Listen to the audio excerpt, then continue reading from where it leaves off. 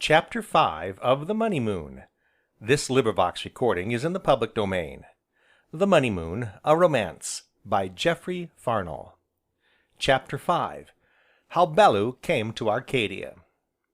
So they set out together, Big Porges and Small Porges, walking side by side over sun-kissed field and meadow, slowly and thoughtfully, to be sure, for Bellew disliked hurry, often pausing to listen to the music of running waters, or to stare away across the purple valley, for the sun was getting low. And ever as they went, they talked to one another wholeheartedly, as good friends should. And from the boy's eager lips, Bellew heard much of Aunt Anthea, and learned, little by little, something of the brave fight she had made, lonely and unaided, and burdened with ancient debt, to make the farm of Dapplemere pay. Likewise Small Porges spoke learnedly of the condition of the markets, and of the distressing fall in prices in regard to hay and wheat. "Old Adam, he's our man, you know, he says that farming isn't what it was in his young days, 'specially if you happen to be a woman like my Auntie Anthea, and he told me yesterday that if you were Auntie, he'd give up trying, and take Mr. Cassilis at his word." Cassilis? Ah, and who is Mr. Cassilis? "He lives at Brampton Court, a great big house 'bout a mile from Dapplemere, and he's always asking my Auntie to marry him, but 'course she won't, you know." "Why not?" "Well, I think it's 'cause he's got such big white teeth when he smiles, and he's always smiling, you know. But Old Adam says that if he'd been born a woman, he'd marry a man all teeth or no teeth at all, if he had as much money as Mr. Cassilis." The sun was low in the west as, skirting a wood, they came out upon a grassy lane that presently led them into the great, broad highway. Now, as they trudged along together, Small Porges, with one hand clasped in Bellew's, and the other supporting the bundle on his shoulder, there appeared, galloping towards them, a man on a fine black horse, at sight of whom Porges's clasp tightened, and he drew nearer to Bellew's side. When he was nearly abreast of them, the horseman checked his career so suddenly that his animal was thrown back on his haunches. "Why, Georgy!" he exclaimed. "Good evening, Mr. Cassilis," said Small Porges, lifting his cap. Mr. Cassilis was tall, handsome, well built, and very particular as to dress. Bellew noticed that his teeth were indeed very large and white, beneath the small, carefully trained moustache. Also his eyes seemed just a trifle too close together, perhaps. "Why, what in the world have you been up to, boy?" he inquired, regarding Bellew with no very friendly eye. "Your aunt is worrying herself ill on your account. What have you been doing with yourself all day?" Again Bellew felt the small fingers tighten round his, and the small figure shrink a little closer to him, as Small Porges answered: "I've been with Uncle Porges, Mr. Cassilis." "With whom?" demanded Mr. Cassilis, more sharply. "With his Uncle Porges, sir," Bellew rejoined, "a trustworthy person, and very much at your service." Mr. Cassilis stared, his hand began to stroke and caress his small, black moustache, and he viewed Bellew from his dusty boots up to the crown of his dusty hat, and down again with supercilious eyes. "Uncle?" he repeated incredulously. "Porges," nodded Bellew. "I wasn't aware," began Mr. Cassilis, "that, George was so very fortunate." "Baptismal name, George," continued Bellew, "lately of New York, Newport, and, other places in America, USA, at present of nowhere in particular." "Ah!"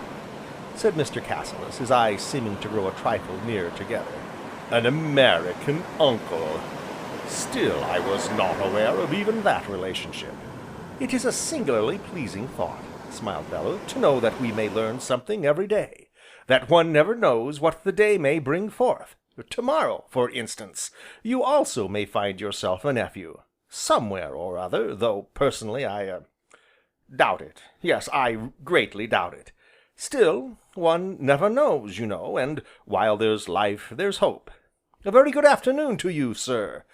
Come, nephew mine, the evening falls apace, and I grow a-weary.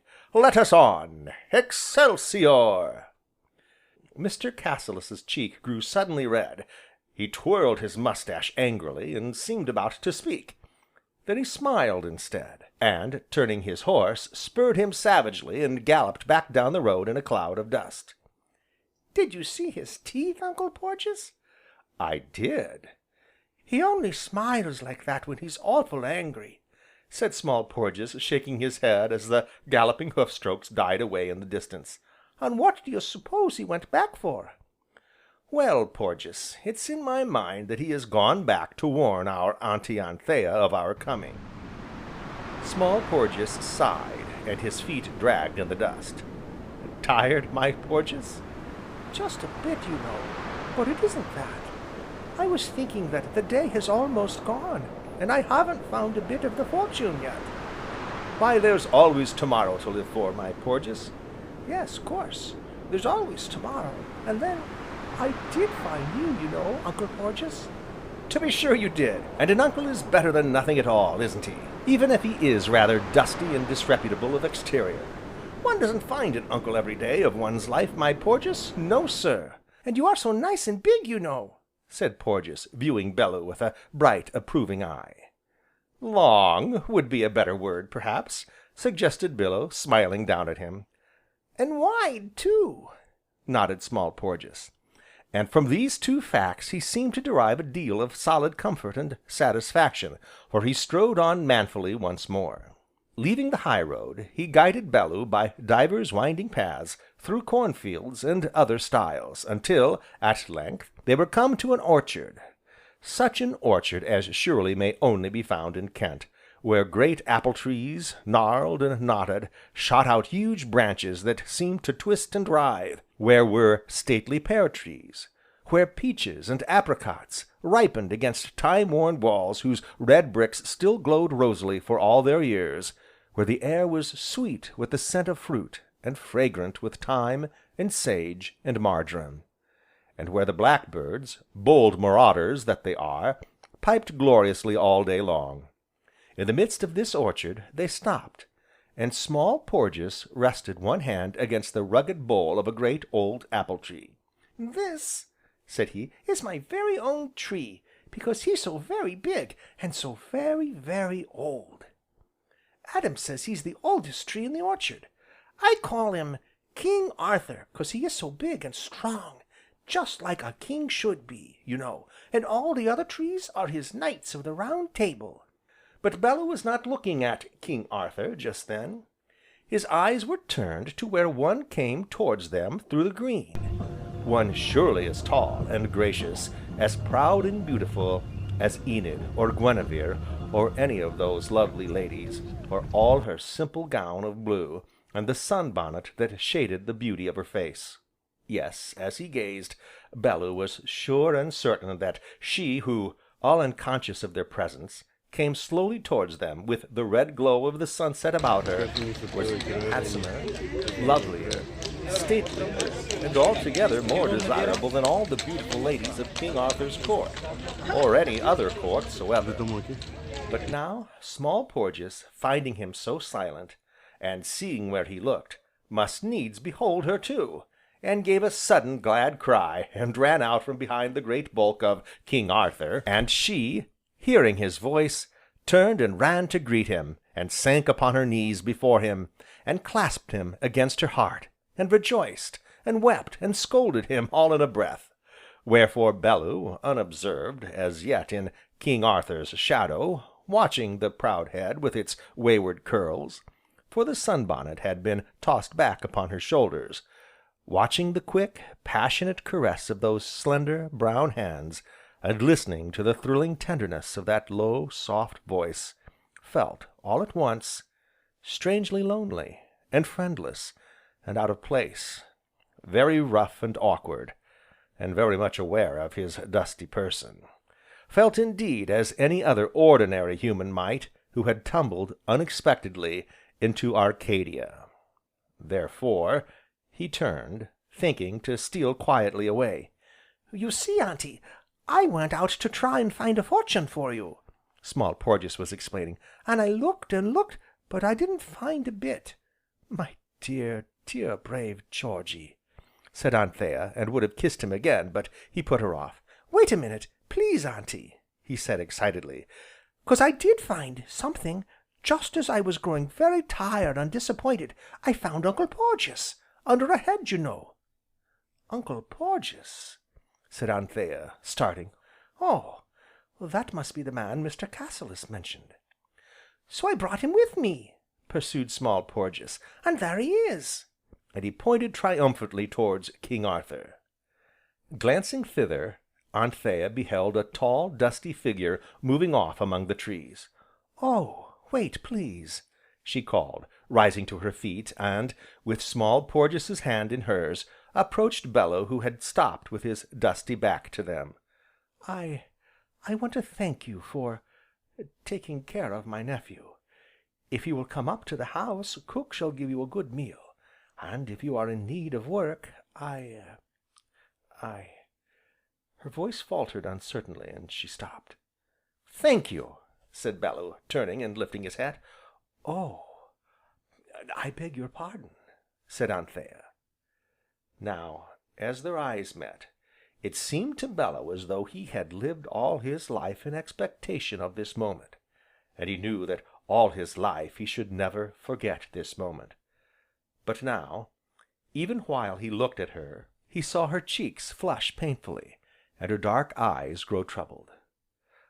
"I beg your pardon," said she again, I thought Mr. Cassilis gave me to understand that you were—" "A very dusty, hungry looking fellow, perhaps," smiled Bellew, "and he was quite right, you know. The dust you can see for yourself, but the hunger you must take my word for. As for the work, I assure you exercise is precisely what I am looking for."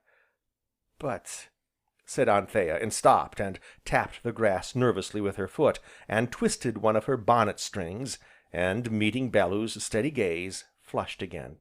"But you are—" "My Uncle Porges!" her nephew chimed in, "and I brought him home with me 'cause he's going to help me find a fortune, and he hasn't got any place to go to 'cause his home's far, far beyond the bounding billow. So you will let him stay, won't you, Auntie Anthea?" "Why, Georgy," she began, but seeing her distressed look, Bellew came to her rescue. "Pray do, Miss Anthea," said he in his quiet, easy manner. "My name is Bellew," he went on to explain. "I am an American, without family or friends, here, there, or anywhere, and with nothing in the world to do but follow the path of the winds. Indeed, I am rather a solitary fellow, at least, I was, until I met my nephew Porges here. Since then, I've been wondering if there would be room for such as I, at Dapplemere?" "Oh, there would be plenty of room," said Anthea, hesitating, and wrinkling her white brow, for a lodger was something entirely new in her experience. "As to my character," pursued Bellew, "though something of a vagabond, I am not a rogue, at least, I hope not, and I could pay £4 or £5 a week." "Oh!" exclaimed Anthea with a little gasp. "If that would be sufficient." "It is a great deal too much," said Anthea, who would have scarcely dared to ask 3. "Pardon me, but I think not," said Bellew, shaking his head. "You see, I am rather extravagant in my eating. Eggs, you know, lots of them, and ham, and beef, and A duck quacked loudly from the vicinity of a neighbouring pond. "Certainly, an occasional duck. Indeed, £5 a week would scarcely—" "3 would be ample," said Anthea with a little nod of finality. "Very well," said Bellew, "we'll make it 4 and have done with it." Anthea Devine, being absolute mistress of Dapplemere, was in the habit of exerting her authority, and having her own way in most things. Therefore she glanced up, in some surprise at this tall, dusty, rather lazy looking personage, and she noticed, even as had Small Porges, that he was indeed very big and wide. She noticed also that, despite the easy courtesy of his manner, and the quizzical light of his grey eyes, His chin was very square, and that, despite his gentle voice, he had the air of one who meant exactly what he said. Nevertheless, she was much inclined to take issue with him upon the matter, plainly observing which, Bellew smiled, and shook his head. "Pray be reasonable," he said in his gentle voice.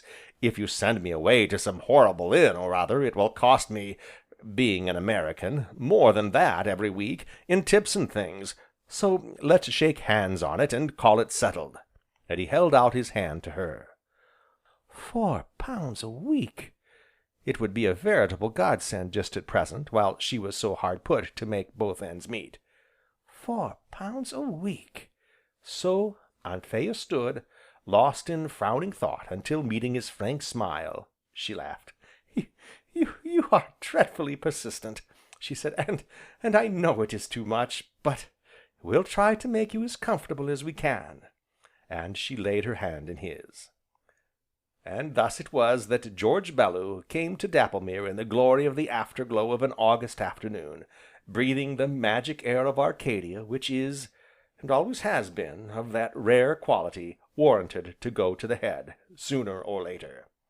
And thus it was that Small Porges, with his bundle on his shoulder, viewed this tall, dusty uncle with the eye of possession, which is ofttimes an eye of rapture. And Anthea? She was busy calculating to a scrupulous nicety the very vexed question as to exactly how far £4 per week might be made to go to the best possible advantage of all concerned.